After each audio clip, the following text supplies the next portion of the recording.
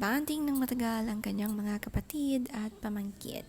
Matagal nga silang namalagi muna sa Manila dahil sobrang namiss si Ellie. Lalo na dito rin ang kapatid ni Andy na si Gwen na kagagaling lang Amerika. Siya pala ang kamukha ni Ellie, ang kanyang tito Gwen.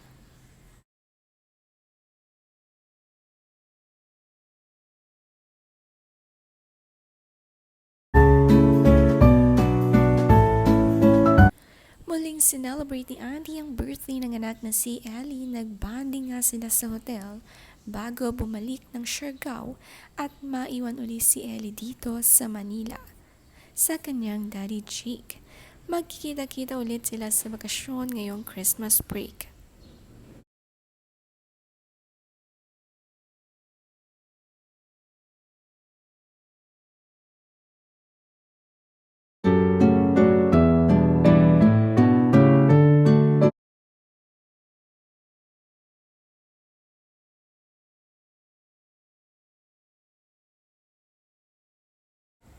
Dinalhan nga ng cake ng stepmother ni Andy na si Marco Jacinto si Ellie sa hotel nila at tumulong si Lilo magdisenyo nito. Si Koa naman gustong gusto ang marshmallow at ginamit pang design sa cake ni Lilo at Lola.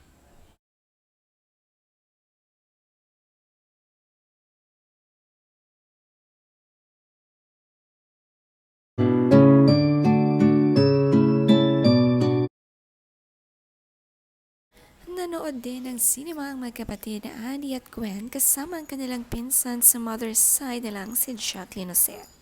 Miss na nga nila si Nanay Jacqueline at paniguradong masaya itong pinapanood silang nagbabanding. Ang siya naman kasi ng bandingan tayo ng magpinsan sa cinema, lalo na ngayong magpapasko.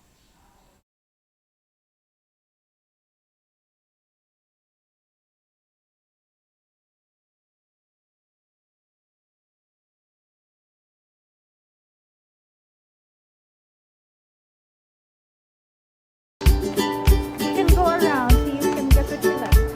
That's it? Only that? Only Oreo? Ipinag-grocery naman ni Lola Maricar Jacinto ang dalawang anak ni Andy na sina Lilo at Koa. Anything na gusto nila ay pwedeng kuhanin. At kung ano nga lang ang gusto, yun lang ang kinuha ng magkapatid. Lalo na nga si Koa na ginagaya lang ang kanyang ate Lilo kung ano ang kuhanin nito. Ang babait nga ng anak ni Andy, napakadisiplinado. Suot pambahay at nakatsinelas na namili sa grocery. Hanga nga si Lola Maricar kay Andy at sa mga anak nito na walang kaarte-arte.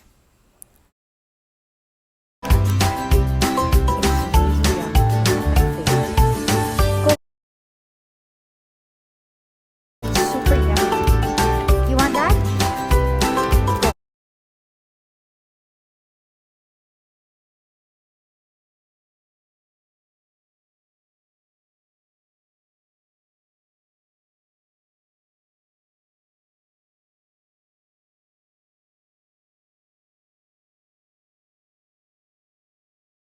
You want one? You sure? You want one? Okay. Thankful si Andy na may sweet lola sina Koa at Lilo, always spoiled sa mga treats at toys kapag nasa Manila. Pinupuntahan talaga niya sina Andy. Mas naging sweet pa nga ito sa kanila kaya napapadalas din umuwi si Andy sa Manila para makabanding sila.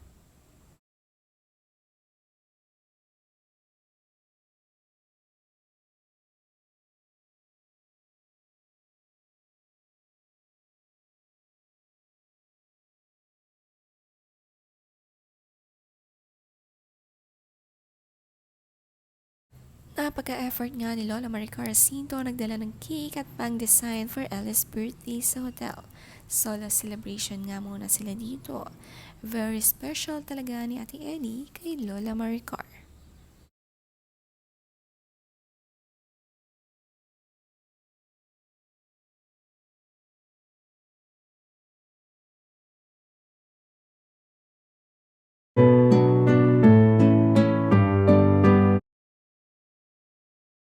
Nagdala rin naman ng laruan nitong si Lola Maricar na talagang magagamit ang brain dahil pagalingan sa balancing ito.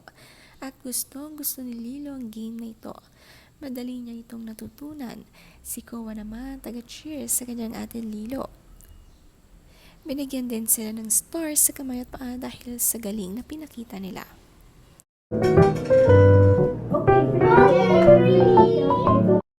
The best nga ang pagbisita ni Maricar Jacinto sa hotel na tinutuluyan ni na Andy, Lilo at Kowa.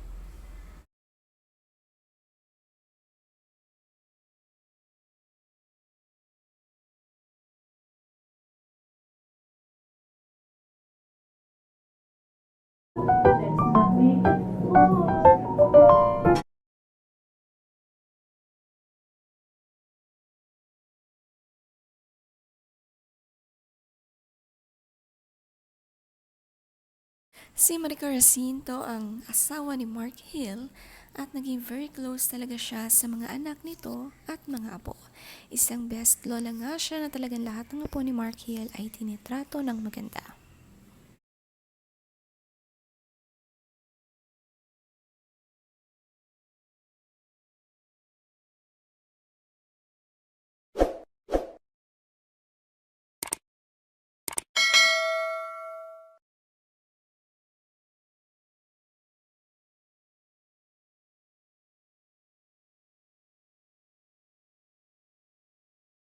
Isa nga ito sa mga namimiss ni Lilo tuwing nasa Manila makabanding ang kanyang mga lola, tito, tita, mga ate at kuya.